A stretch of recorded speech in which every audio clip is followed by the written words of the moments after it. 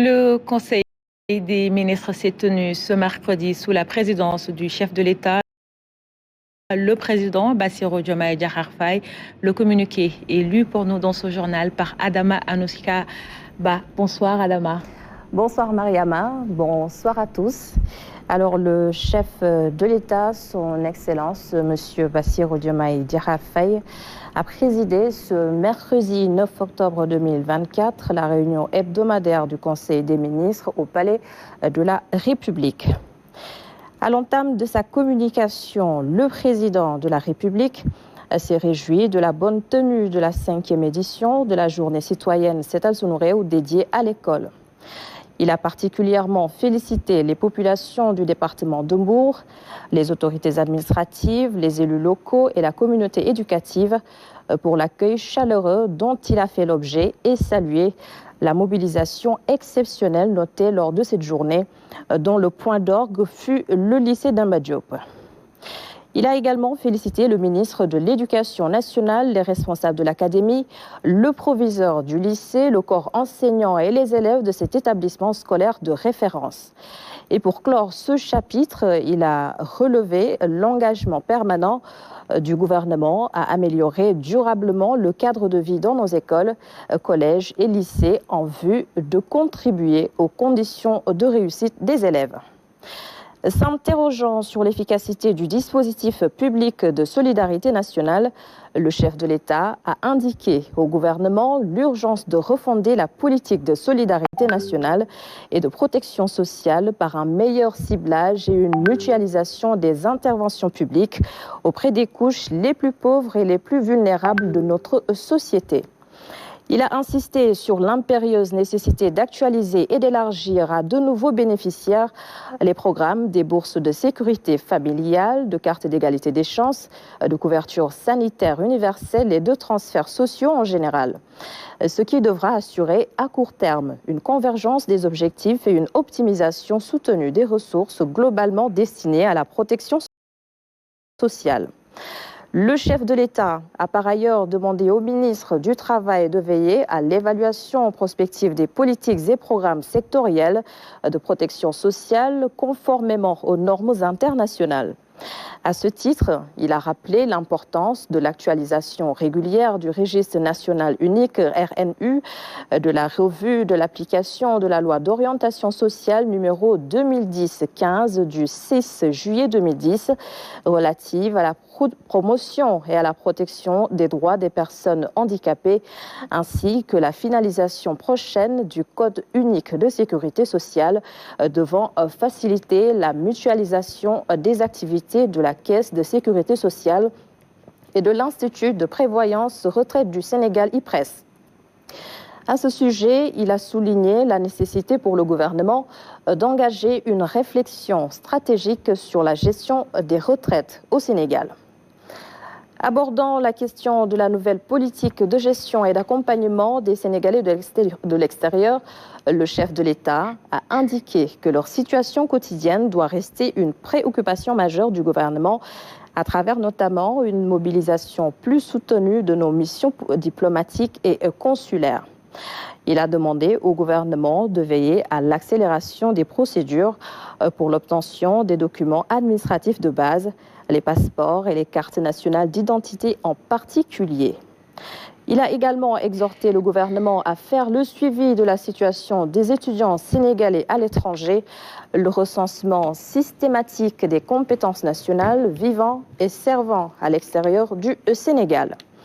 Il a indiqué en outre la nécessité de mettre en place un nouveau dispositif d'assistance au retour et à la réinstallation des Sénégalais de l'extérieur. Évoquant l'importance stratégique de l'élevage dans notre politique de souveraineté alimentaire, le président de la République a demandé au ministre de l'Agriculture, de la souveraineté alimentaire et de l'élevage et au secrétaire d'État en charge des organisations paysannes de finaliser, avec les acteurs des filières, à l'évaluation consensuelle des programmes, des projets et conventions de concession en matière d'élevage et de production animale. Il a souligné la nécessité, comme indiqué dans le projet, d'assurer à moyen terme la couverture des besoins du Sénégal en produits d'élevage et de limiter à terme les importations qui pèsent lourdement sur la balance commerciale de notre pays. Dans sa communication, le Premier ministre a rappelé la haute priorité accordée à Monsieur le Président de la République à l'évaluation périodique de l'action gouvernementale. À cet égard, il a demandé au ministre d'élaborer l'état de mise en œuvre à fin septembre 2024 des plans d'action prioritaires de leurs départements ministériels respectifs. L'accent devra être mis sur la différenciation imprimée à l'approche gouvernementale des politiques publiques comparativement aux précédentes. Il conviendra dans ce cadre de présenter de manière factuelle et documentée les résultats satisfaisants obtenus en si peu de temps dans différents domaines. Dans ce sillage, le Premier ministre a demandé au ministre secrétaire d'État de veiller à l'exécution satisfaisante du programme de travail du 4e trimestre 2024 de leurs départements ministériels respectifs. Il s'agira d'assurer la prise en charge dans les délais requis des questions cruciales récurrentes, notamment la campagne de commercialisation agricole, la surveillance des engagements contractuels à échéance de fin d'année, ainsi que le suivi rapproché des programmes et projets. De manière plus spécifique, une attention particulière devra être accordée à la célébration du 80e anniversaire du massacre de Thiaroye 44, ainsi qu'à la finalisation de certains travaux d'audit et du chantier du port de Sindou. Il en est de même du contrôle du respect scrupuleux de l'interdiction de l'exploitation aurifère de long de la Falémé, de la poursuite de l'accompagnement du retour des déplacés de Casamance, du suivi de l'application des mesures de baisse des prix et des denrées de consommation courante, ainsi que l'organisation de la prochaine Biennale des Arts de Dakar. Au titre des communications des ministres. Le ministre de l'Hydraulique et de l'Assainissement a fait une communication sur la situation hebdomadaire de la gestion des inondations. Au titre des textes législatifs et réglementaires. Le Conseil a examiné et adopté le projet de décret portant application de certaines dispositions de la loi numéro 2023-15 du 2 août 2023 portant Code de l'environnement. Au titre des mesures individuelles. Le président de la République a pris les décisions suivantes. Au titre du ministère de l'Intérieur et de la Sécurité publique, Madame Seynabou Gueye, administrateur civil, matricule de solde numéro 608-876G, est nommée inspecteur de l'administration centrale et territoriale du ministère de l'Intérieur et de la Sécurité publique en remplacement de Madame Ramatoulaye Dieng, appelée à d'autres fonctions. Monsieur Sekou Vieux-Dia, inspecteur matricule de solde numéro 630-591F, précédemment adjoint au sous-préfet de l'arrondissement de Taïf, département de Maké, est nommé adjoint au préfet du département de Guédiawaye, poste vacant. Monsieur Abdou Khadre Diallo, inspecteur matricule de solde numéro 675-797A, précédemment adjoint au sous-préfet de l'arrondissement de Tilé Boubacar, département de Podor, est nommé adjoint au préfet du département de Malem-Hodar, poste vacant. Monsieur Anabi Moussa Touré, inspecteur matricule de solde numéro 612-954A, précédemment adjoint au sous-préfet de l'arrondissement de Loudia-Wolof, département d'Oussouye, est nommé adjoint au préfet du département de Bounkiling, poste vacant. Monsieur Ngor Pouy, instituteur matricule de solde numéro 517-772I, précédemment adjoint au sous-préfet de l'arrondissement de Ndorna, département de Médina Yoro Fula, est nommé adjoint au préfet du département de Bakel, poste vacant. Monsieur Ousmane Sané, secrétaire d'administration, matricule de solde numéro 519-212J, précédemment sous-préfet de l'arrondissement de Simbani-Brassou, département de Goudomp, est nommé sous-préfet de l'arrondissement de Sagata-Djolof, département de Linguère, poste vacant. Monsieur Jean-Paul Sylvain Diatta, secrétaire d'administration, matricule de solde numéro 661 427H, précédemment adjoint au préfet du département de Bakel et nommé sous-préfet de l'arrondissement de Simbani Brassou, département de Goudomp, en remplacement de monsieur Ousmane Sané, appelé à d'autres fonctions.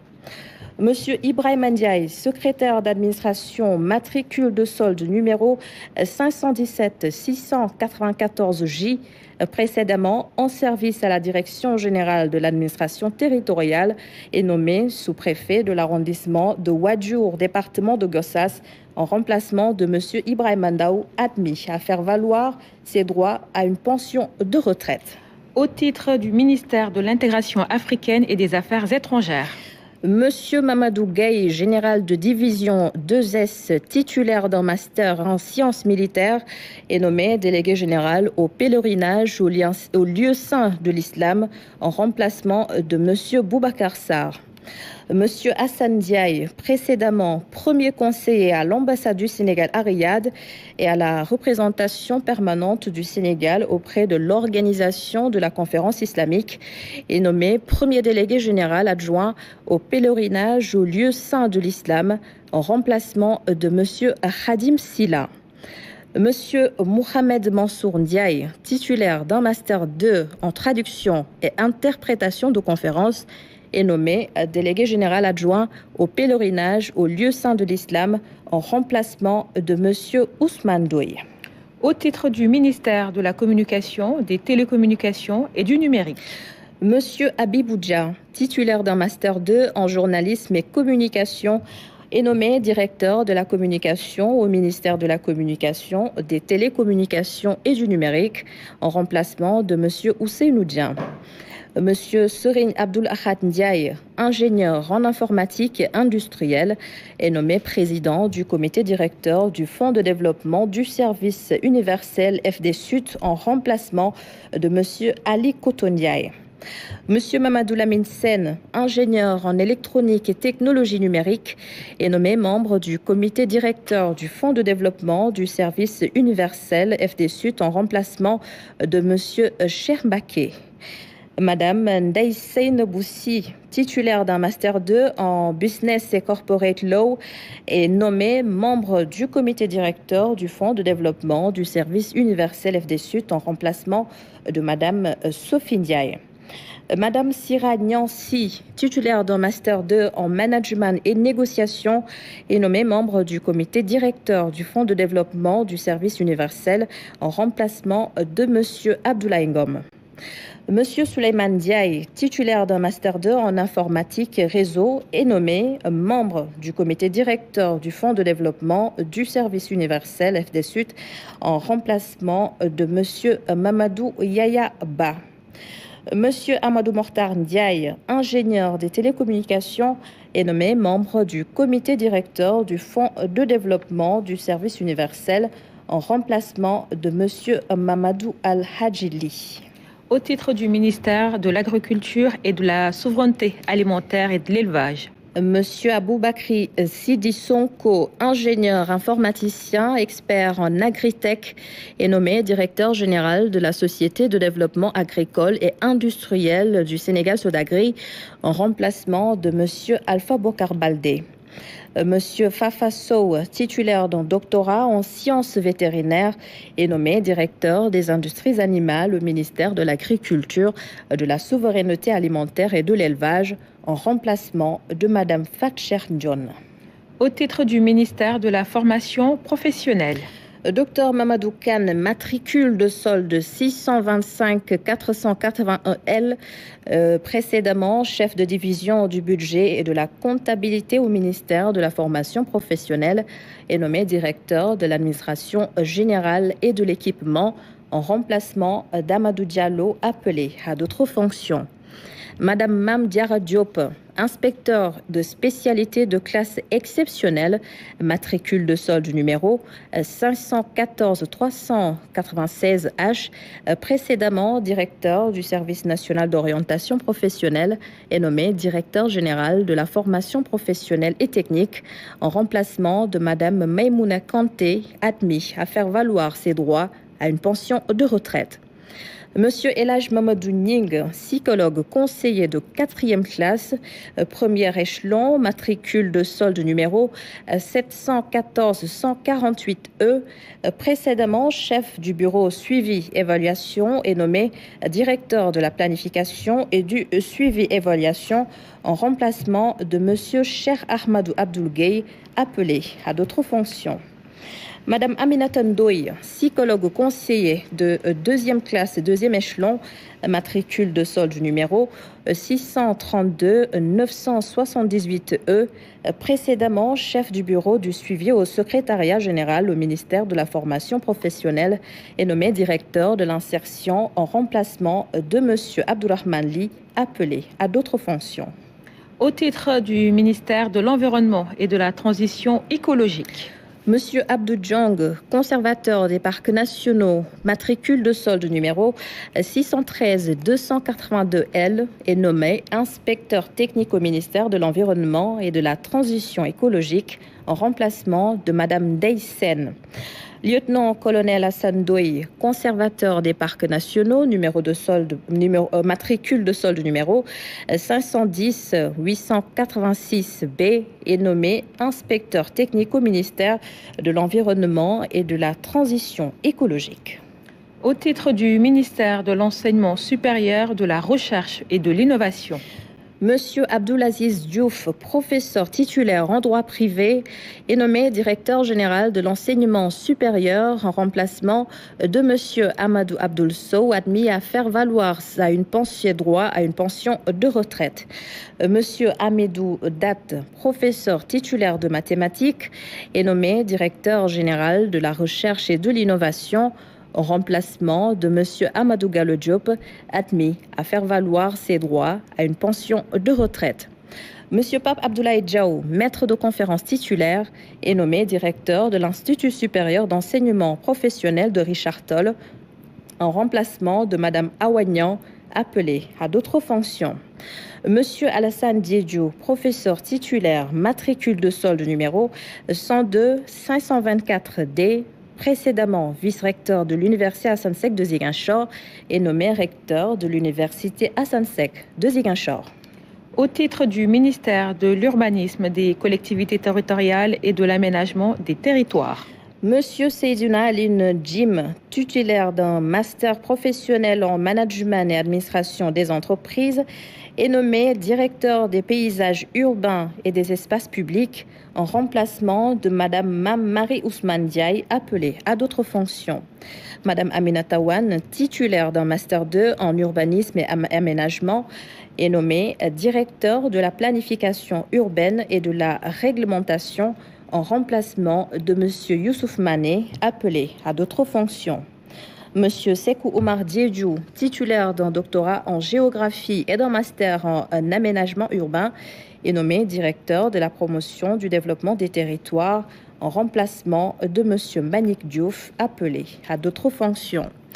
Monsieur Haroun Ba, titulaire d'un diplôme d'études approfondies en politique, économie et gestion et ingénieur en travaux de planification, est nommé directeur des collectivités territoriales en remplacement de Madame Fatoumata Bintou Kamara, appelée à d'autres fonctions. Monsieur Momar Diaye, ingénieur en gestion des travaux de développement urbain, est nommé directeur de l'aménagement urbain et de la restructuration en remplacement de Madame Seynabou Oumi Goumbala, appelée à d'autres fonctions. Et c'en est tout, Mariama. Merci beaucoup, Adama Anouchkaba, pour la lecture du communiqué du Conseil.